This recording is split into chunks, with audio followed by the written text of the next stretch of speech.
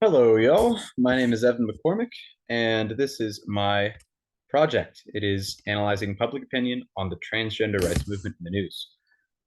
So, I'm going to give you a brief overview of my topic by reading through my introduction, and I'm going to explain the methods I use, and then I will briefly go over what I found in each of those methods, going through the conclusion. So, let's start this off. Here's a transgender rights rally with signs. So, transgender is an adjective that refers to a person whose gender identity does not correspond with the sex registered for them at birth. In recent years, the transgender rights movement has grown massively, seen its fair share of public and political controversy. Stemming from the LGBT movement in the early 2000s, this movement is pushing the US government to enact policies which would give transgender individuals specific protections and allowances. Many people see this as a civil rights movement in which the trans community is pushing for similar rights to other groups. Others question the legitimacy of the claimed rights, and indeed, some even question the legitimacy of being transgender at all. Many battlegrounds of the transgender rights movement.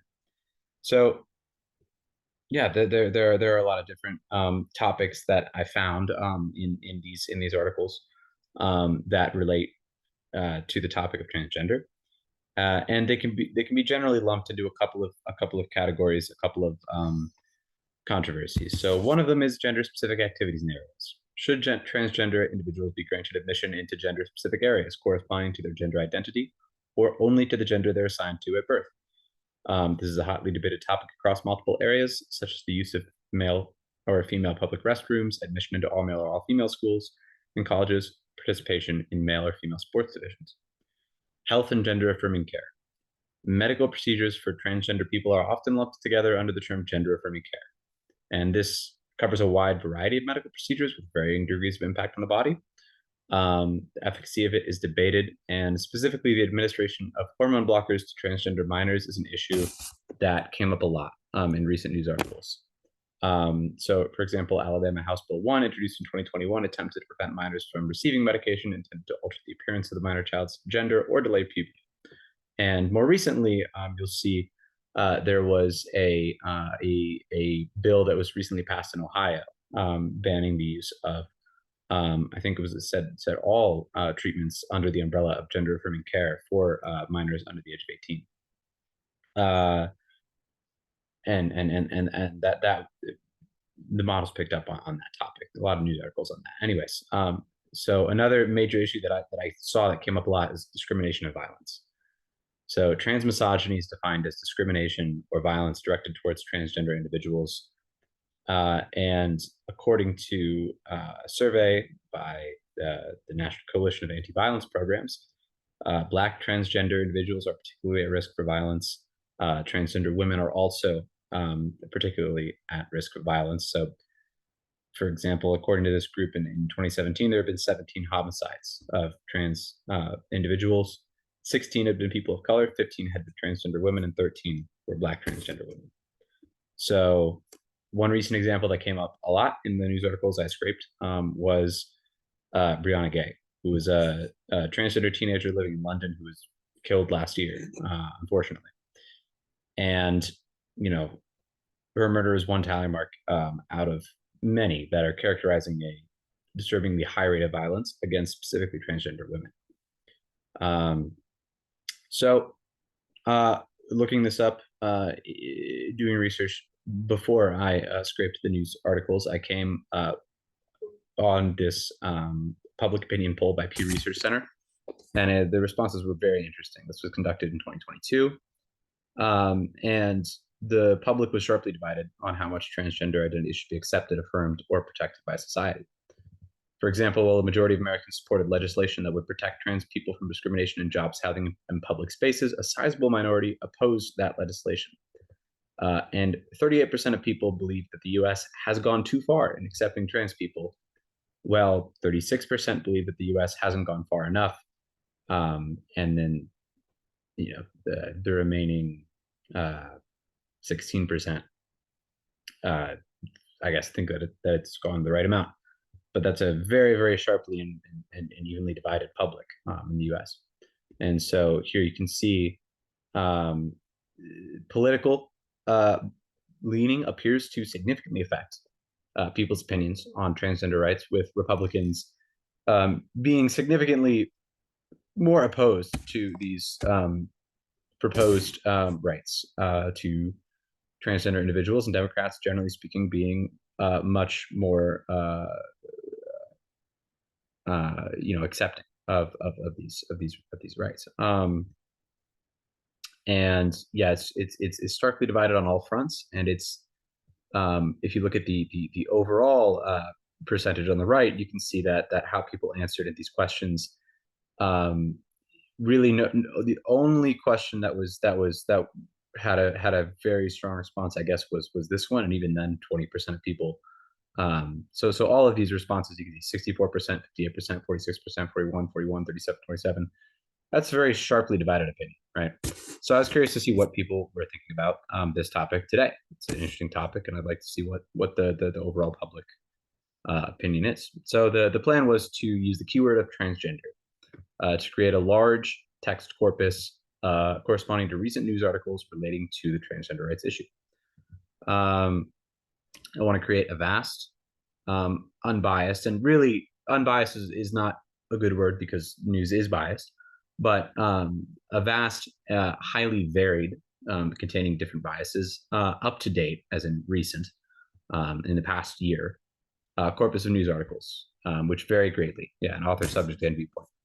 And from this corpus, we can extract important metadata, and we can compile it into WDMs to analyze it using methods like k-means, topic modeling, association rule mining, SVMs, and other such stuff. So that's the brief overview, and let's see what I learned from this project. So main takeaways about the transgender cultural footprint. This was a very interesting start here, was just looking at the words associated with the transgender topic. So these word clouds were incredibly helpful for summarizing and visualizing these news articles.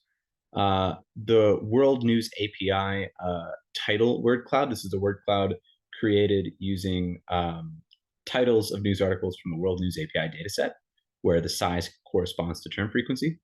I thought it was a very aesthetic and very, very good summation of how transgender is occurring in our cultural zeitgeist, basically.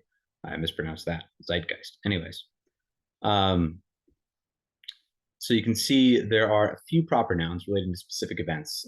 So California, Ohio, Brianna are the three most notable ones. Brianna, of course, refers to Brianna Gay, who I mentioned earlier, and Ohio refers to the Ohio bill restricting gender-affirming care. And so these two topics were very, very predominant in the news. Other words pretty obviously cover other relevant topics in the news. So school refers to both the Ohio bill and a recent Florida bill in which students were restricted to going to bathrooms corresponding to their gender assigned at birth, which is another dominant topic in the news. You also see sports and athlete, which refer to various news articles involving controversies surrounding admission into athletic programs. And law and judge reflect the various legal battles that are going on in the news today with regards to transgender rights. Notably, it's interesting that woman is as frequent, if not more frequent, than the term gender. Well, man is really nowhere to be seen. And this reflects a trend that I noticed in these transgender news articles, which is that most of the controversy surrounds specifically male to female transgender women. They're almost exclusively mentioned in any context about transgender individuals. And it doesn't appear to merely be a bias in the news, as it does also reflect the trends that I mentioned earlier with violence directed towards transgender individuals. So that's all stuff that you can see just from this summary, which just goes to show the power of a word cloud. Now, it's not immediately obvious. You have to also have Google, I guess, and have the ability to look into these articles and see what these words mean. But that alone is incredibly powerful. Now, another powerful tool that I used was LDA, which was able to model subtopics and categories within the greater topic of transgender. So using LDA analysis, I was able to cleanly divide this into 6 different topics, the first of which was fairly generic and couldn't really relate to a specific issue. It involved a lot of short generic news article words. And so I don't know if that one was a legitimate topic, but the other 5 were all very clearly related to a particular topic. The transgender movement, right? The LGBT movement, the transgender movement, and legal battles. That was one. The recent statewide bans on gender affirming care for minors. Transgender athletes, specifically transgender female athletes within all female sports. That was one. Transgender policies within schools and how transgender policies relate to minors. And then the Brianna Gay killing is its own topic. And what you're seeing here, this image is of topic number 3, which seems to relate to the state bans on gender affirming care. You can see state here, care, law, child, health, medical, gender affirming, gender ban. So this pretty clearly shows this subtopic that Ohio is one state, and other states in the U.S. have been taking steps to restrict gender affirming care for minors. It's incredible that this topic emerged organically from LDA topic modeling, with no pre-existing input. Another question is, how does political affiliation and factuality affect the content of news on the transgender topic? And so this was I performed this analysis using a data set from Ground News, which is a website that basically it is a news aggregation site which uses its own software along with a team of apparent news experts to categorize news articles coming in based on a bunch of different subjects. So who wrote them, who paid for them, what the political bias of the company writing the articles likely is. And they also have, so they have a bias, which is left to right. There's an American political bias, as well as a factuality score for how factual they believe the content is. And here is a summary of a supervised learning model attempting to predict the bias given to an article by Ground News based on the article's content. This was just a naive Bayes models. And you can see that it scored reasonably well, with many articles being classified perfectly correctly. The articles on the right, there's a nice correlation there, and the articles on the left and lean left and center. There's a very nice correlation there. And so clearly there are biases that are able to be determined accurately by these models, right? So bias clearly does have a strong influence on the content of an article. But another question is, how does this bias influence the article's content?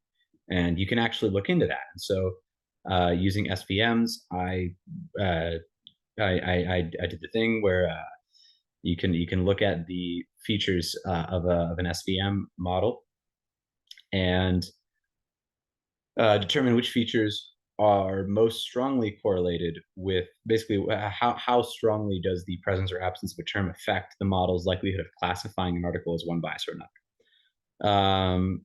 And you can see there's some interesting linguistic tendencies that are picked up by this model.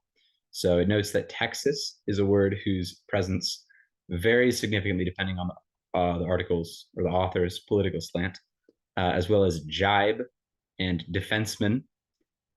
State as well, which is interesting. Woman apparently is also a politically biased term. It's good at determining political bias. And this information is, it gives you some really good insight into not only whether political slant affects article content, but how it affects article content. So those were basically my takeaways from it. I got a good overview on how what is going on in the news related to the article of transgender, and how things like political bias chiefly affect what topics are covered and how they're covered. And so that's basically my takeaway here. Yeah, cool. That is the presentation.